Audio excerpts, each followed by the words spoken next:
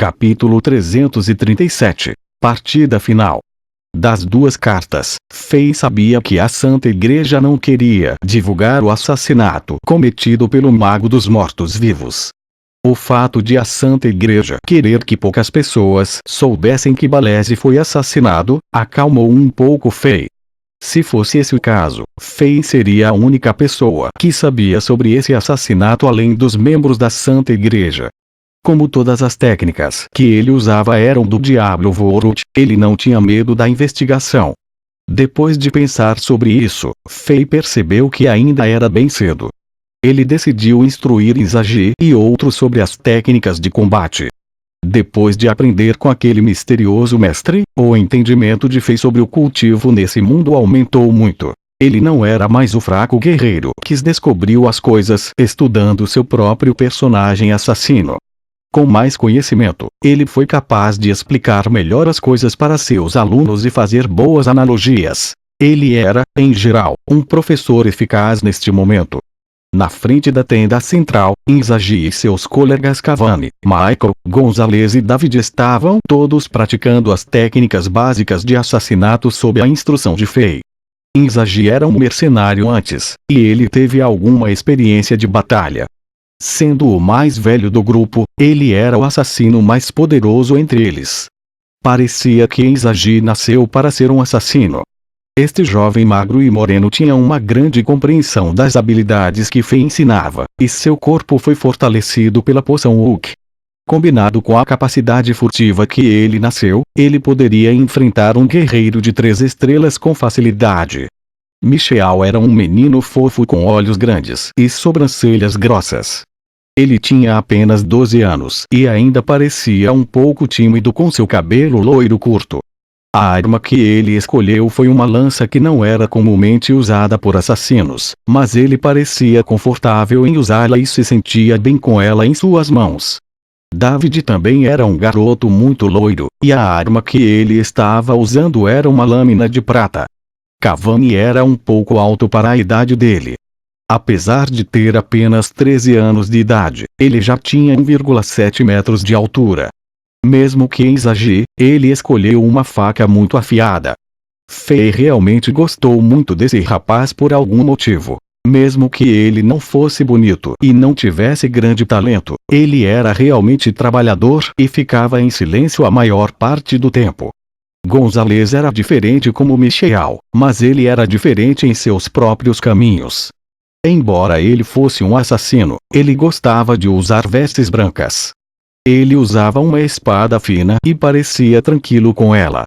Embora ele não fosse tão bonito quanto David, ele era igualmente inteligente e igualmente talentoso. Essas crianças eram todas do gueto do Portão Hot Spring, e sofreram muito em suas infâncias. Seus pais morreram durante as guerras, e eles testemunharam os eventos mais trágicos em suas vidas quando pessoas como o tio York e a pequena Tina foram mortas na frente deles. Devido às suas trágicas experiências, eles valorizaram suas vidas atuais onde podiam viver ao lado de Fei e aprender o cultivo para mudar suas vidas. Em suas mentes, Fei era como seu irmão maior e uma figura paterna, e suas emoções em relação a Fei eram tão fortes quanto as de Pierce e Drogba. Somente as crianças que experimentaram tragédias poderiam valorizar o que têm agora. O desempenho dessas crianças não atendeu aos padrões da Fei. O rei realmente não queria que essas crianças matassem pessoas por ele. Ele precisava encontrar algo para fazer para que suas vidas fossem mais significativas. O cultivo era um grande caminho neste continente Azeroth que era governado pelas leis da selva, e tentar vingar seus entes queridos no Portão Hot Spring também era um objetivo espiritual. A luz do sol dourado brilhava no campo vazio do acampamento de Chambord, e Pierce e Drogba estavam treinando com alguns oficiais de execução da lei e cavaleiros do Zodíaco. Não muito longe, Torres estava praticando suas habilidades de arco e flecha como se nunca pudesse se cansar, e Robin estava ensinando uma equipe de cavaleiros do Zodíaco a usar suas lâminas com mais eficiência. Com exceção de Peter Sech, que ainda estava inconsciente em sua tenda, todos em Chambord tinham algo para fazer. Enquanto pessoas de outros reinos passavam pelo acampamento de Chambord, eles olhavam todos os chambordianos com inveja. Eles estavam especialmente com ciúmes das 5 crianças que estavam sendo instruídas pessoalmente pelo rei de Chambord. Fei já era um mestre aos olhos dos outros, e ser ensinado por tal mestre era um sonho para muitos guerreiros. Quando o sol estava prestes a se pôr, o reino Polo enviou um enviado para o acampamento de Chambord. Ele trouxe uma carta e uma poção. Depois que a espada perversa blindada de prata acordou, ele imediatamente enviou alguém para ajudar Secha a acordar.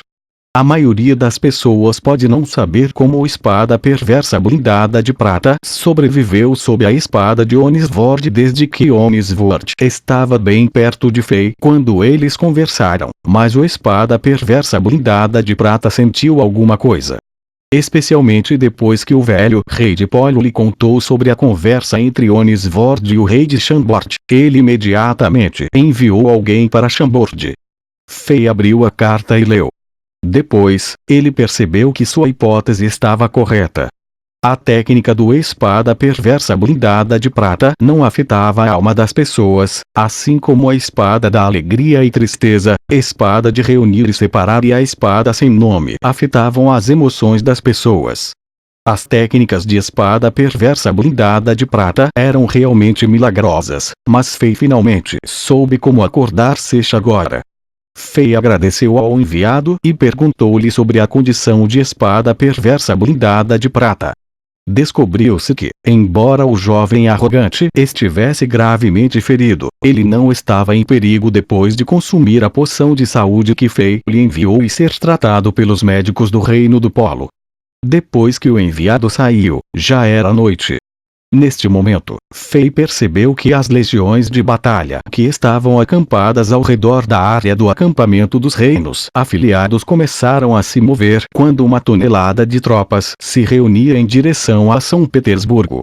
Poderia ser que algo de ruim aconteceu na frente de batalha. Arshavin encontrou inimigos fortes. Fei tinha um mau pressentimento sobre isso. Depois de pensar sobre isso, ele enviou alguns oficiais inteligentes do Departamento de Execução da Lei para fora do acampamento para coletar informações. Embora Fei não tivesse um senso de pertencer a Zenith, ele estava atualmente vivendo aqui. Se o Império Zenith fosse conquistado, o reino de Chambord logo estaria em perigo. Especialmente desde que Fei queria o controle da nova legião que estava prestes a ser formada, e que a legião estava indo para a frente de batalha, ele deveria prestar atenção ao que estava acontecendo. O tempo passou e a escuridão envolveu o continente. Os oficiais de execução da lei que estavam fora para coletar informações logo voltaram. O que Fei pensou que aconteceu não ocorreu.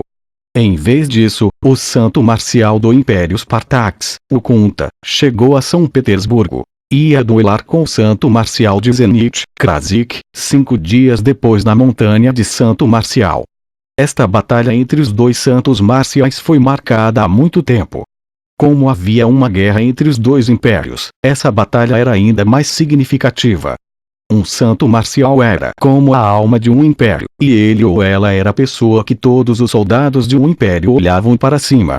Embora um santo marcial não tivesse nenhum privilégio ou poder oficial, eles eram adorados por numerosos cidadãos e tratados como ídolos. O resultado da batalha entre Krasik e o Kunta determinaria qual império tinha os melhores guerreiros de primeira linha. Se o santo marcial perdesse, o império a que ele pertencia não teria mais pessoas que pudessem se defender do santo marcial do império inimigo. Mesmo que os militares e as tropas se envolvessem, eles seriam confrontados com enormes riscos. Nas guerras no continente Azeroth, os mestres de primeira linha tinham influência inestimável e tinham a capacidade de potencialmente transformar uma situação de perda. O santo marcial de Spartax foi muito discreto, e seu grupo não atraiu qualquer atenção. Claro, eles também não esconderam sua identidade. Em poucas horas, as notícias sobre a chegada de Kunta se espalharam pela área. Embora os oficiais de Zenith estivessem confiantes no santo marcial Krasik, as 3 legiões de batalha foram movidas e reposicionadas apenas no caso de a pior situação ocorrer. Entendo. Fei pensou sobre isso. Ele estava ansioso pela batalha. No entanto, ele não sabia se havia restrições sobre quem poderia participar e observar. Mas não importava quais eram as regras, Fei estava determinado a assistir à batalha entre os guerreiros mais poderosos dos dois impérios. A atmosfera ao redor da área do acampamento estava mudando lentamente. Quando alguns dos guerreiros e nobres das regiões do sul de Zenith ficaram sabendo da chegada de Ukunta, todos foram para a residência de Ukunta e começaram a denunciar as invasões e ofensas do Império Spartax. Era meia-noite e Angela ainda não voltava de São Petersburgo. Tanasha enviou alguém para o acampamento de Chambord para que Fei soubesse que havia uma grande festa onde todas as figuras influentes de Zenith participariam. Ela disse que Angela ficaria à noite em sua casa e poderia voltar no dia seguinte. Fei franziu a testa depois que ouviu isso, mas ele não disse nada. À noite, Fei entrou no Diablo Vorod para matar monstros e subir de nível. Desta vez, ele escolheu o personagem bárbaro. Depois de uma noite de mortes, ele quase completou todas as missões no terceiro mapa Docas Kurast. Quando ele e Helena alcançaram Durance of Fate, level 2, seu limite de tempo para o dia estava quase no fim. Fei decidiu que ele não enfrentar o chefe final Mepisto neste mapa a menos que ele esteja totalmente preparado, e ele retornou para o acampamento dos trapaceiros. Ele aprendeu mais conhecimento novo com a Kara e Caim, e ele então perguntou-lhes quanta decodificação eles haviam feito sobre aquela misteriosa sala até agora. Depois de ouvir que o sucesso não estava muito longe, ele tentou de tudo para conter a curiosidade e saiu do Diablo Vorod. Agora, o personagem bárbaro estava no nível 76. Os jogos do ranqueamento dos reinos continuaram no dia seguinte. Após o sorteio, foi determinado que Fei e Helena estariam lutando entre si, e o príncipe da sorte, Shevchenko, estaria enfrentando Onisvord. Essa configuração foi um pouco decepcionante para Chambord, já que um deles seria eliminado com certeza. Onisvord teve muito mais sorte e acabou com o príncipe sortudo Shevchenko como adversário. Dezenas de milhares de pessoas na plateia sabiam que Onisvord seria capaz de derrotar facilmente seu oponente e passar para a final.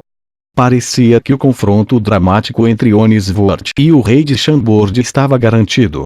Eles eram como o inimigo mortal um do outro, e parecia que tudo estava preparado pelo destino.